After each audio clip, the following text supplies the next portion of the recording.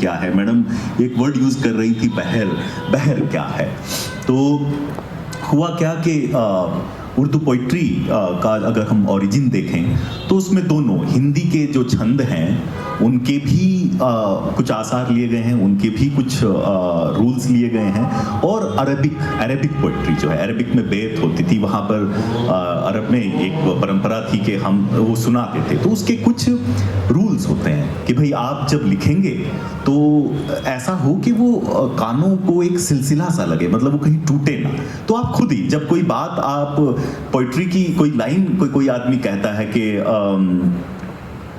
तेरी आंखों के सिवा दुनिया में रखा क्या है, गाने की जरूरत नहीं है। देखिए वो जब बोल भी रहा है तो लग रहा है एक सुर और लय है उसमें, तेरी आंखों के सिवा दुनिया में रखा क्या है।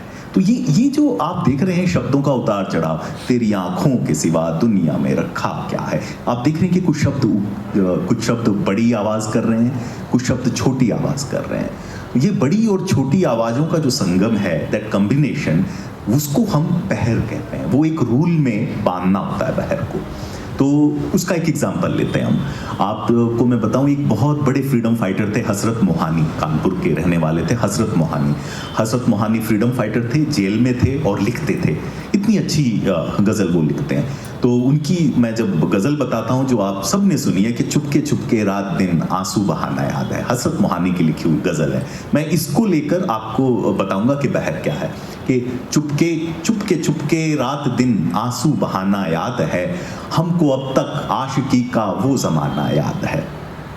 तो आप जब इसमें हम देखें कि चुपके चुपके चुपके चुपके, चुप एक जो है वो बोलने में अगर हमें 2 सेकंड लग रहे हैं तो अगला शब्द बोलने में 1 सेकंड लग रहा है। चुपके चुपके, फिर आगे 2-2 सेकंड लग रहे हैं। तो हम जिन शब्दों को बोलने में या जिन आवाजों को बोलने में ज्यादा टाइम लग रहा है उसको हम 2 मान लेते हैं कि 2, क्योंकि 2 सेकंड लग रहे हैं, ऐसा सोच लीजिए।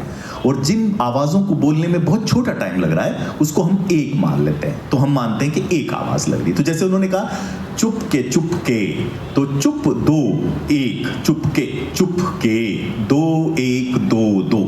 अब ब्यूटी देखिए, जब उन्होंने लिखा इस गजल को तो आप देखेंगे कि पूरी गजल में ये रूल फॉलो होता है। मतलब जब वो गजल लिख रहे हैं तो हर शेर में हर लाइन जो है वो यही पैटर्न फॉलो करती है। देखिएगा, चुपके चुपके रात दिन आंसू बहाना याद है, 2 1 2 2 2 1 2 2 2 1 2।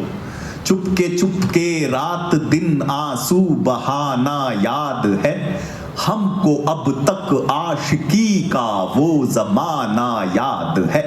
आपने देखा कि 2 1 2 2, वो लाइन जब उन्होंने पहली लिख दी कि चुपके चुपके रात दिन आंसू बहाना याद है, जब आप देखेंगे गुलाम अली उसे गाते हैं तो वो ये नहीं कहते चुपके, वो कहते चुपके चुपके रात दिन। वो उसको फॉलो करने की कोशिश करते हैं कि मीटर क्या था, यही मीटर है। तो उर्दू का जो मीटर है, यानी कि आप गजल लिखेंगे या नज्म लिखेंगे तो वो मीटर में होनी चाहिए। मीटर का मतलब ये है कि ये सीक्वेंस जो है दैट शुड बी सेम। सो ये मैथमेटिकल जो है, जब कवि लिखते हैं, गजलकार जब लिखते हैं तो उनके दिमाग में ये मैथ चलता है कि भाई ये टूट ना जाए।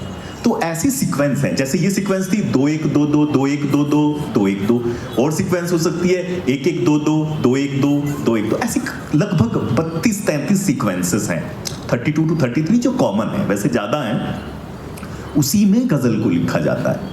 तो यानी कि अब आप जब अपने दिल की भावना को, whatever you are feeling, when you want to express it in words, आपको 2, एक तो वो भावना आनी चाहिए, सेकंड जो है आपको ये मैथमेटिक्स में भी उसको ढालना है। So it becomes a double task. तो इसलिए ये डबल टास्क है। मतलब आपको खाली ये नहीं है कि दिल में आया आपने लिख दिया। गीत में भी छंद, ज्ञानचंद जी जब सुना रहे थे उसमें छंदों में भी इसी तरह के अलग रूल्स हैं। तो ये जब मैंने आपको सुनाया कि चुपके चुपके रात दिन आंसू, तो उन्होंने देखिए कितना बड़ा काम किया है कि उन्होंने अपनी फीलिंग भी रखी, लेकिन at the same time he was bound by those rules. उस रूल में बाइंड होके लिखना ये बहुत बड़ी बात होती है, बहुत मतलब बड़ा काम होता है। So it's not so easy. उसको उसमें बांधना भी है, and what feeling you have that has to also be expressed. तो अभी ये मैंने आपको रूल बताया गजल का। तो ये गजल में भी और नज्म में भी ये मीटर होता है। गजल और नज्म में फर्क क्या है कि गजल जो है वो दो दो लाइनों की पोइट्री का एक ग्रुप है, दो दो लाइनों की। जो दो दो लाइनों की पोइट्री है वो अपने आप में पूरी पोइट्री होती है, मतलब 2 लाइन्स जिसको हम शेर कहते हैं। शेर अपने आप में एक कंप्लीट पोयम है, 2 लाइनें हैं पर वो एक कंप्लीट पोयम है। जैसे देखिए, अब एक एग्जांपल मैं देता हूं आपको। शहपर रसूल, प्रोफेसर शहपर रसूल दिल्ली यूनिवर्सिटी में है, जम्मू कश्मीर के रहने वाले हैं। आप इमेजिन कीजिए, देखिए वो कह रहे हैं, उसने भी देखने की हद कर दी। कोई फोटो को देख रहा है, उसने भी देखने की हद कर दी, मैं भी तस्वीर से निकल आया। 2 लाइनों में वो कह गए कि उसने, वो इतनी शिद्दत से देख रहा था मेरी फोटो को कि मैं खुद बाहर आ गया। उसने भी देखने की हद कर दी, मैं भी तस्वीर से निकल आया। या एक भागलपुरी, एक उनका नाम मैं भूल रहा हूं, पोएट हैं, वो देखिए वो कहते हैं, 3 कमरे हैं 3 ही बेटे, 3 कमरे हैं 3 ही बेटे, मेरा मरना बड़ा जरूरी है। तो इसमें एक बेबसी, एक गरीब आदमी की लाचारी छुपी हुई है कि घर है एक छोटा सा और 3 बच्चे हैं और वो मरने की दुआ मांग रहे हैं ताकि मेरे बच्चे के लिए कमरा खाली हो, कि 3 कमरे हैं 3 ही बेटे, मेरा मरना बड़ा जरूरी है। तो अपने 2 लाइन में उसने पूरी बात कह दी। ये शेर है, एक शेर है। इस शेर को जब हम एक सीक्वेंस में डाल दें, डिफरेंट शेर को, तो वो गजल बन जाता है। तो गजल का जो पहला शेर होता है, पहला शेर, उसको जो है मतला कहा जाता है।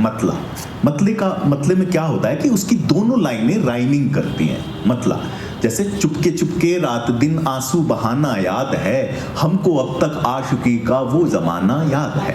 इसकी आप देख रहे हैं दोनों लाइनें राइम कर रही हैं आपस में, तो ये मतला हुआ, मतला। तो गजल की शर्त जनरली जो है, मतला होना चाहिए गजल में, ये शर्त है, गजल में मतला जरूर होना चाहिए। और आखिरी जो लास्ट में एक शेर होता है जिसमें शायर अपना नाम डालता है उसमें, उसको बोलते हैं मक्ता। जैसे फिराक मैडम ने यूज किया था।